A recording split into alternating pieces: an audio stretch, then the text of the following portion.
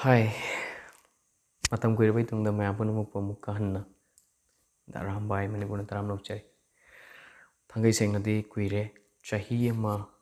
muk helaba ma laina video semudrise. Adu marak sida thodok mayam thokre, wathok mayam thokre. Even police na kokhatlure. Aigi channel siga mari lainana. Adu makoina aigi channel ga sengu masa khangbi badagi. Ahenba kanode tawkhidre.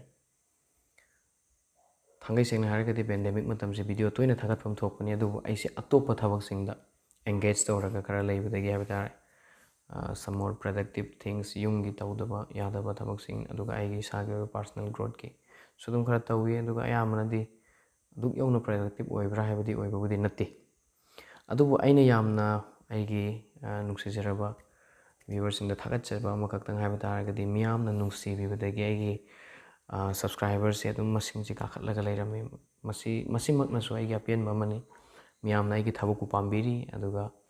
aina puthokchariba content sing asibu nungsibiri haibadugi achauba kudam amani masigidamukta punamakpu amukka hanasu thagatchari ngasidagidi aina yamna harauba haibtaragadi aigi video naminanaba aigi partner ama phange magi video nambada aina mateng pangba aduga aigi video nambada mana mateng pangba I am so lucky to have him as one of my companion aduna aina sum khanbada akhoi nimak hauna ngasidagidi video sim namba yarane na khalle fajaba nungai ba content sing pujarake kana ba most importantly satra singi up to akhoi class 10 dagi horagana graduation level up to the master level fawadan chagane any kind of field chatning ba satra singi damak toiba amadi samaj ke habatare ko kari gumbai akhoi nu uriba issue sing da dum video sing kaithe mot phongdok paidani da tek just interaction tauba asina chingba sum tausi aduga maruwaina akhoi leiriba lamdam sigi sendum gi phibam amadi larik laisu gi phibam sida karamba mawongda kamaina tawraga prithvi gi atop mafam singda chawkhat libasi mak yaudrabasu matam khargi matungdadi makhoi ga thong manan chapminnaba ngamgadage haibadi matangda akhoi dum nainasi miyamna sukuiba mahakna video namudraga hojik karino mana khale ise gaina khanbirambe yai thangai sengna ma haib taragade ai miyambu kauthokchabadi natte kauthokte thamoida video namningbagi apambadi adum lei adu oiba taragasu matam khara lepuba haiba potsi hekta hauba matamda awaba mu oi aduna aina aigi viewers singda maruwaina youth singda hainingba bot ama haiba taragadi afaba thabak amadi nasana apamba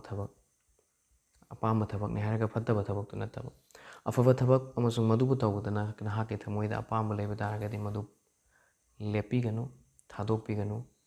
nahakna karigumba thadok taragadi madu hallaga hawbada awaba dum oi aduna manipurgi any akhoi youth sing yamna talent leiba youth ngaktani aduna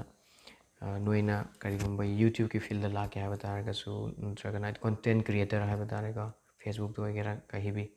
content creator oiningba taragadi khwaidagi maru pochi karino haragadi punctual oibasini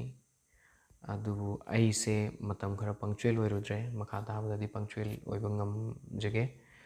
miyamnasu support tawbiyo aduga topa ngang nasu any makhoi karigumba venture ama karigumba thabak ama paikhalakpa matamda punctual oinaba hotnaminarasi ngasidagi akhoi khudingmak aduga mayamnasu karamba matangda video semhanningbage haibadusu adum comment tawraga adum haibirakpa yai ai thamoidasu ai wakhaldasu adum content mayam lei aduga mayamna harakpudasu consider tawjage aduga matamgi oiba event singdasu adum akhoi thengnasi ngasi se ai comeback video ni haibatai ngasi di thoidokpa kaisu leite ngak wari batai tawminnabasini marak akhoi live session singsu tawsi question and answer award su tawsi masi mangai ngasi gidamuktadi swaida loisinjarage matung darakpada yamna toina thengnaragani mayam ai hanjaraklabani atoppa imanabasingdasu haibiyu the Rambai is coming back aduna akhoi mayam team ama semasi aduga anoba manipur amagi maigonda punamak changsinminarasi bye bye